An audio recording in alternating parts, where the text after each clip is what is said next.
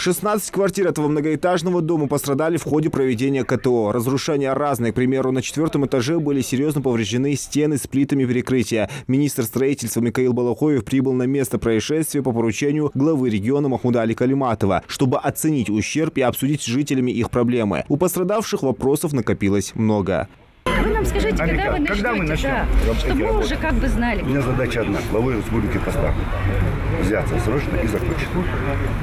Сделать так, чтобы вы были довольны. Для пострадавших был организован пункт временного размещения, но от его услуг отказались практически все, решив провести какое-то время у родственников. Жильцы признаются, что побыстрее хотят вернуться в свои дома. Мэр Карабулака Ахмед Дидигов заверил, что при поддержке главы региона им будет оказана всевозможная помощь, вплоть до размещения пострадавших в гостиничных номерах АСА. А Микаил Балахоев пообещал, что дом восстановит в кратчайшие сроки.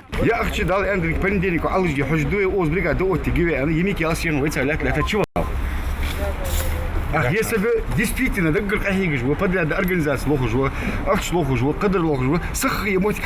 по поручению Махмуда Али Калиматова создана межведомственная рабочая группа, задача которой оценить ущерб и помочь в восстановлении квартир. Первые дни после завершения КТО на территории происшествия шла следственная работа, после которой сотрудники рабочей группы приступили к составлению проектно-сметной документации. Глава поручение дал, финансовые будут ночные сроки, кратчайшие сроки, чтобы быстрее закончить.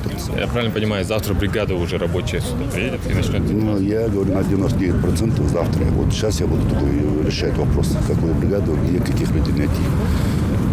Такая ситуация сегодня. Пострадавшие смогут наблюдать за ходом строительных и ремонтных работ. Сроки пока не установлены, но обещают восстановить дом как можно скорее. Зелимхан Калуев, Адам Гулоев, Али Зязиков, Магаз 24.